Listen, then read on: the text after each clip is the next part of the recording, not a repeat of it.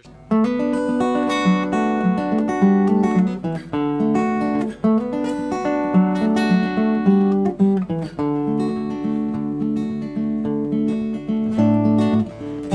with my brothers would be good now.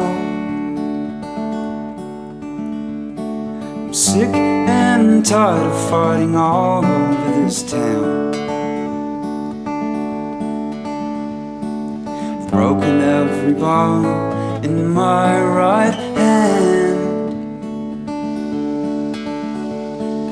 Cut your face with an old beacon. Time is such a rumor mill.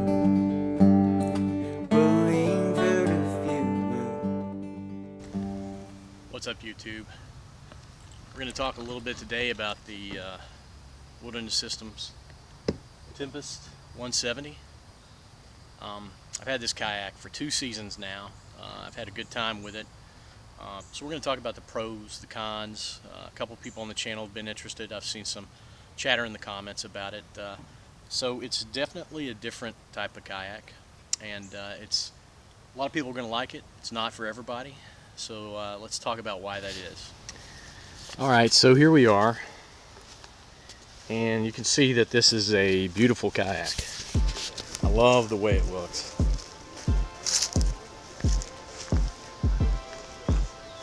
So some of the pros, it's fast. It's a fast kayak. I'm going to talk a little bit about how fast later in the video. We'll talk about hull speed and some other things. One of the reasons it's fast is because it has a long water line. It's a 17-foot boat, but you can see it's got a very straight keel, right? So there's not a lot of rocker on this boat. That means you get a lot of water line. So you get close to your 17 feet in water line. It's also very narrow, so there's not a lot of resistance as you move through the water. We'll talk about the dimensions of this boat compared to some others a little bit later in the video. But because you've got a long water line close to your 17 feet of boat, and you've got a very narrow boat, it's fast. Some of the cons related to that, it's a little bit harder to turn. You need to be able to put this boat on its side, on its edge rather, to turn quickly.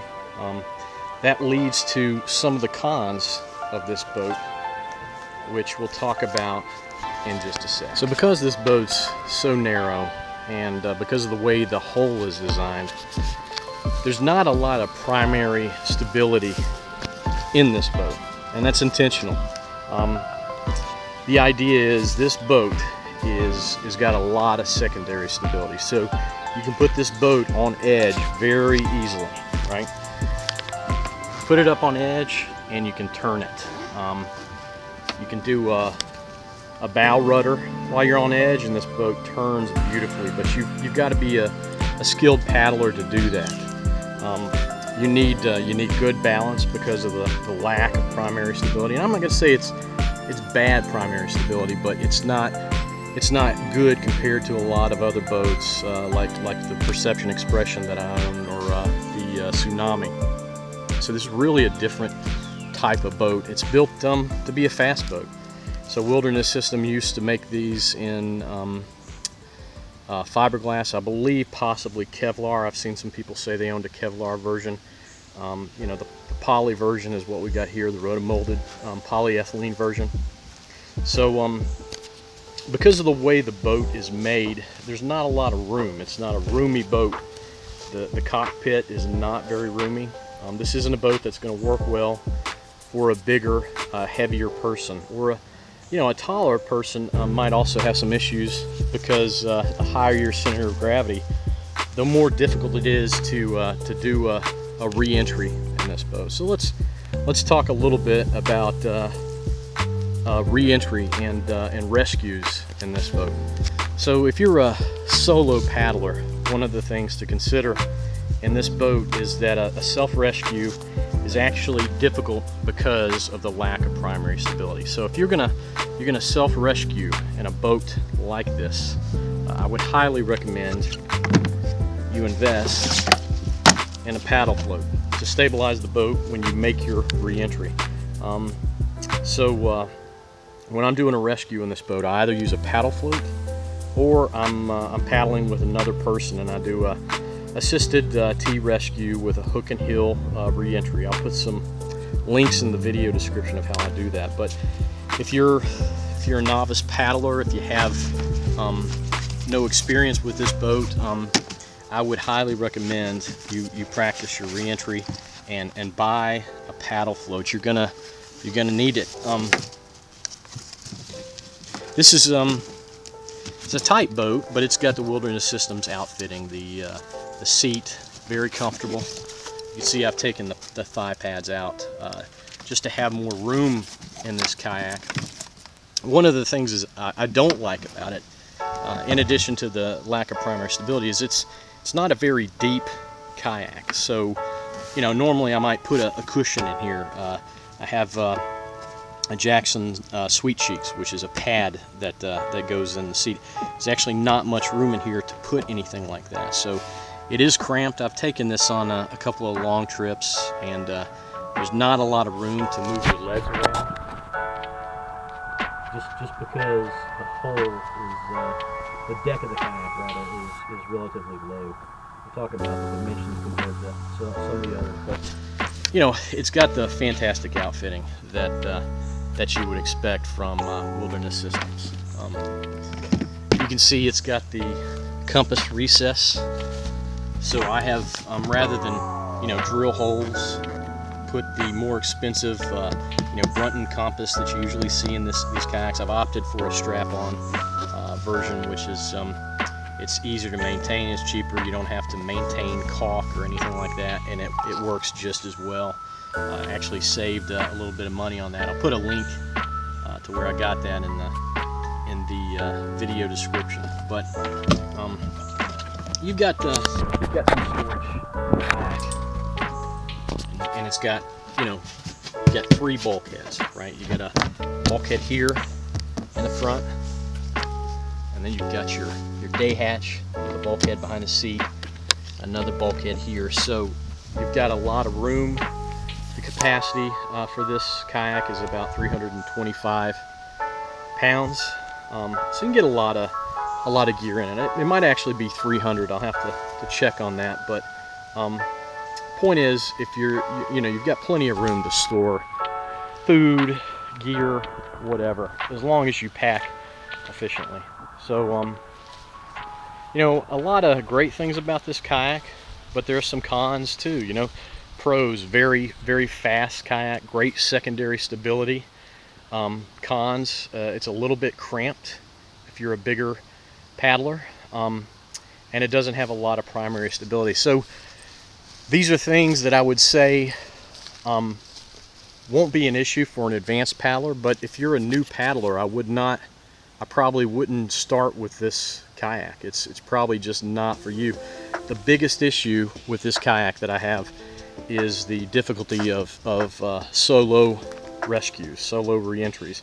So you really, and I can't emphasize this enough, you need that paddle float if you're going to own this boat.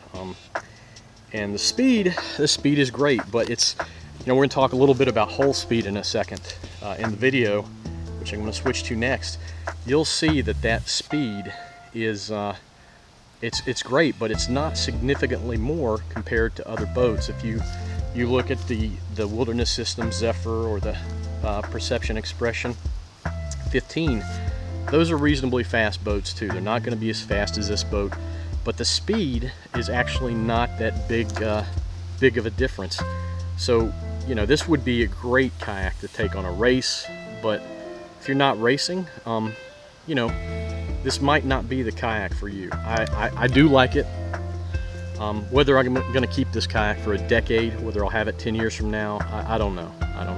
You know, I'll probably still have my Expression 15 10 years from now, I'm guessing, but we'll see. I'm still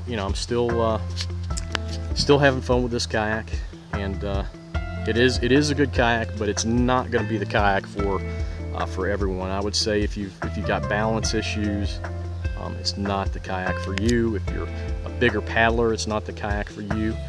They did at one point make an 18-foot version, which they stopped making. They only made that in fiberglass. And Wilderness Systems has stopped making fiberglass kayaks.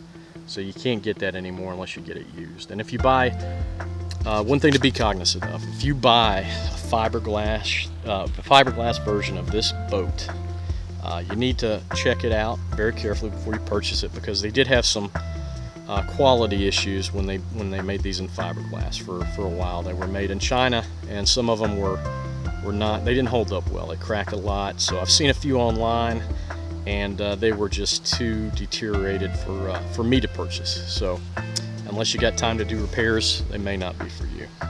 So we're going to talk a little bit about the hull speed and the speed in general of kayaks in a second, and also going to have some footage of this kayak next to a few others.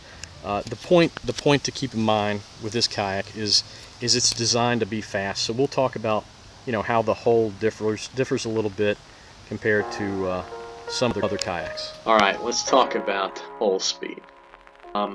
So what we've got here is the equation for hull speed, and hull speed is basically, or displacement speed, is the speed at which the wavelength of the boat is equal to the length of the boat or the kayak. And so really what we're looking at is everything else being equal, right? Paddler weight being equal, paddler strength, endurance. If all those things are equal, the longer boat is the faster boat, and that's just because of this equation. So you can see that as we go from a water line of 12 feet all the way up to 17 feet, that the hull speed of the kayak increases.